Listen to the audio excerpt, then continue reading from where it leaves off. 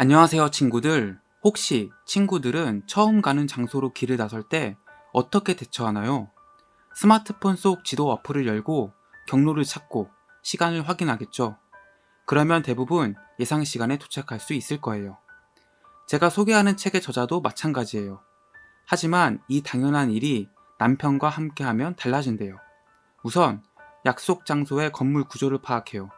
문이 크게 자동문인가 회전문인가, 계단이나 엘리베이터의 유무 등을 확인하죠. 만약 지하철을 탄다면 역마다 엘리베이터가 있는지, 환승 과정에서 계단이나 경사로가 없는지, 장애인 화장실은 어디 있는지를 파악하죠. 이러면 지도 어플이 알려준 시간보다 보통 2배가 걸려요. 자, 여기서 오늘의 책과 저자를 소개할게요. 오늘 친구들에게 소개할 책은 장애인과 함께 사는 법이에요. 그리고 이 책의 저자는 장애인 동료와 함께 일하고 척수 장애인 남편과 함께 살며 소소한 소통을 설립한 사회적 기업가예요. 작가는 15년 넘게 사회복지사로 일하며 많은 장애인을 만나 장애인의 삶에 대해 어느 정도 알고 있다고 생각했대요.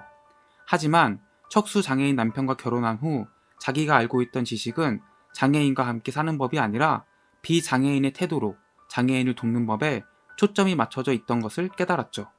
그래서 이 책은 장애인이 집과 직장, 그리고 개인적 공간에서 어떠한 일상을 보내고 있는지에 대한 이야기를 펼치고 있어요. 저는 그 이야기 중 일부를 소개해 볼까 해요. 자, 여러분, 그럼 준비됐나요? 1. 쉬운 정보의 힘. 세상은 정보로 넘친다. 과연 이 정보는 모두에게 평등하게 제공될까? 그렇지는 않다. 예를 들면 시각장애인은 점자나 음성을 통해 정보를 얻고 청각장애인은 수어나 글자로 얻는다. 그렇다면 발달장애인은 어떨까? 발달장애는 인지, 언어, 사회성 등의 발달이 지연된 상태로 정보를 받아들이는데 어려움을 겪는다. 하지만 한자어, 외래어, 전문 용어가 뒤섞인 비장애인의 정보가 발달장애인에게 그대로 제공된다면 이는 공평하지 않다.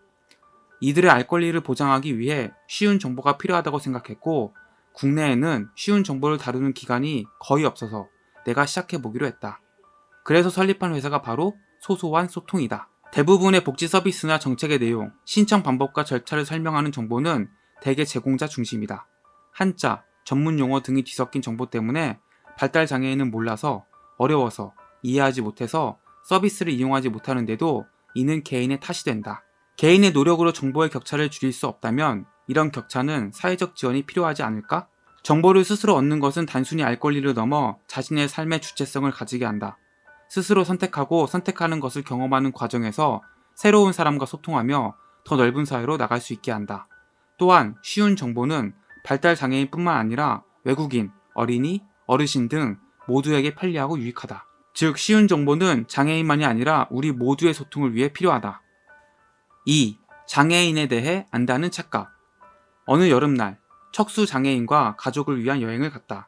즐거운 식사 도중에 한 척수 장애인이 자가용에 타더니 에어컨 바람을 쐬었다. 그 모습을 본 나는 참 유별나다고 생각했다. 나중에 체내의 열이 체외로 발산되지 않아 남들보다 더위를 견디기 힘들어한다는 것을 알고 너무 미안했다. 같은 척수 장애인이라도 전혀 다른 장애를 갖고 다른 삶을 살 것이라고 생각하지 못했던 것이다. 사회복지사로 10년 넘게 일하면서 많은 장애인을 만났다고 생각했는데 아직 모르는 게 너무 많다. 많은 장애인을 만났다고 해서 장애인을 안다고 생각하는 것은 어쩌면 편견이고 착각일지 모른다. 아무리 많은 장애인을 만나더라도 처음 보는 장애인은 당연히 모른다. 비장애인이 다른 비장애인을 처음 만날 때도 어떤 사람인지 모르지 않나? 장애인에게 다가가기 어려워하는 비장애인은 장애에 대해 잘 모른다고 말한다. 하지만 그들이 모르는 것은 장애가 아니라 바로 그 사람이다. 장애인과 함께 살고 있는 나조차도 그 사람을 모르고 그 사람도 당신을 모른다. 그러니까 서로 알아가면 된다. 당신이 혹은 그 사람이 장애인이든 비장애인이든. 3. 셀프 서비스 이용 불가. 우리나라는 점점 셀프 공화국이 되어가고 있다. 주유소, 영화관, 음식점 등 셀프 서비스를 하거나 키오스크를 사용하는 곳이 늘어날수록 남편에게는 어려운 세상이 된다. 키오스크는 대부분 서 있는 성인을 기준으로 만들어져 휠체어에 앉아서는 화면을 볼 수 없고 손으로 메뉴를 선택하는 것도 어렵다. 가까스로 음식점까지 들어서면 물과 반찬은 셀프입니다 라는 이 문구 때문에 좁은 테이블 사이로 휠체어를 타고 가야 한다. 주유소는 어떨까? 운전석에서 휠체어를 꺼내 앉아 좁은 차와 주유기 사이로 들어가 주유구에 주유 호스를 꽂는 건 사실상 불가능하다. 가능하다 해도 주유기 버튼이 너무 높아 버튼 조작을 하기는커녕 볼 수조차 없다. 코로나19 상황에는 입구에 위치한 채용기 높이가 서 있는 성인 기준으로 제작되어 몇 번이나 휠체어를 앞뒤로 움직여야 한다. 기술이 점점 발전하면서 기술이 인간의 노동을 대신해주는 것은 자연스럽다. 하지만 이런 변화에는 소외되는 사람들이 있다는 사실을 외면하지 않았으면 좋겠다.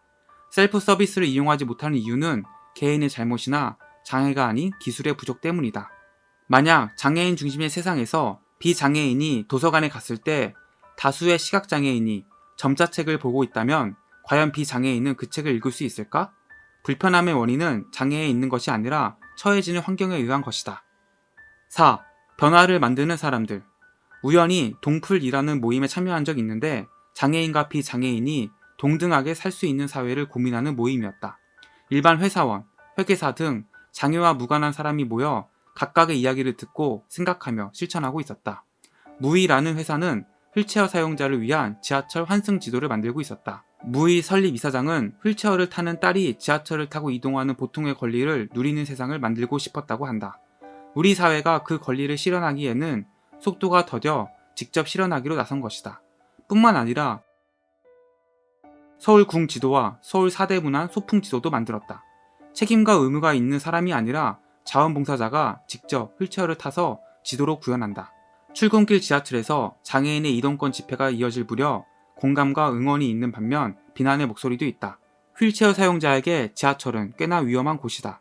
지하철과 승강장 사이의 간격이 넓고 엘리베이터가 없어서 휠체어 리프트를 사용하다 다치거나 사망에 이르는 일까지 있다. 누구도 다치지 않고 편하게 이용할 수 있는 지하철이 필요하다. 시위대는 그런 지하철을 만들기 위해 움직이고 몸을 던지며 우리 대신 손가락질을 받고 있다. 우리는 그들에게 빚을 지고 있는 것이다. 5. 장애에 관해 생각해볼 몇 가지 문제. 첫 번째, 통합교육보다 더 중요한 일. 진영은 가끔 오진이라는 친구에 대해 이야기한다. 진영과 같은 고등학교를 다니며 진영의 장애를 놀리고 집단 폭행을 한 학교폭력 가해자다.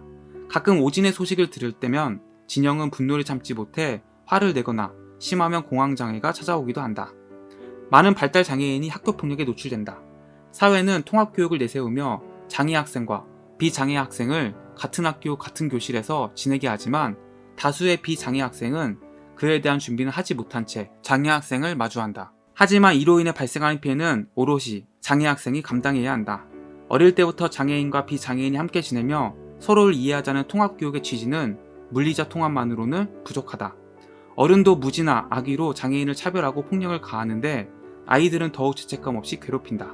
통합교육이 실현되기 위해서 단순히 같은 공간에서 시간을 보내는 것이 아닌 다양한 존재에 대한 이해와 교육이 선행되어야 할 것 같다. 두 번째, 도움벨이 아니라 도움벨 없는 사회가 필요하다. 남편은 도움벨을 싫어한다. 도움벨을 누르면 요란한 소리와 함께 사람들의 시선을 받고 도움을 주는 사람이 휠체어의 작동 원리를 몰라서 오히려 도움받는 것이 불편할 때도 있다. 가장 중요한 것은 도움벨은 누군가의 도움을 요청하는 것인데 장애인은 왜 항상 도움을 요청할 수밖에 없는 환경에 놓이는 건지 답답해한다. 장애인이 원하는 것은 도움벨과 도와줄 사람이 아니다. 계단 대신 경사로가 있고 마음대로 돌아다니며 원하는 것을 살 수 있는 그런 환경을 원한다. 장애 복지 현장에서는 당사자주의라는 말을 자주 쓴다.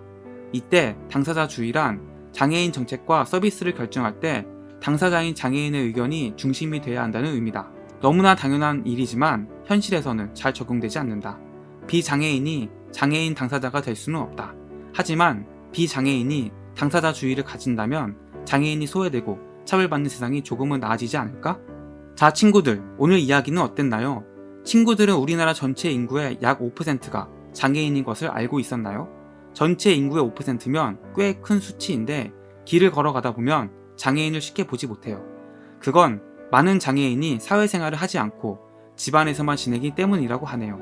이 사실은 우리 사회가 장애인이 살아가는데 좋은 환경을 제공하지 못한다는 거겠죠. 오늘의 책을 보면 비장애인의 평범한 일상이 장애인에게는 절대 평범하지 않다는 것을 알 수 있어요. 그래서 오늘의 책이 우리가 사회와 환경을 변화시키고 신체 장벽을 넘어 장애인을 더욱 이해하며 좋은 관계를 맺는 디딤돌이 됐으면 좋겠어요. 자, 오늘의 책은 여기까지. 다음에 또 좋은 책을 들고 올게요. 안녕?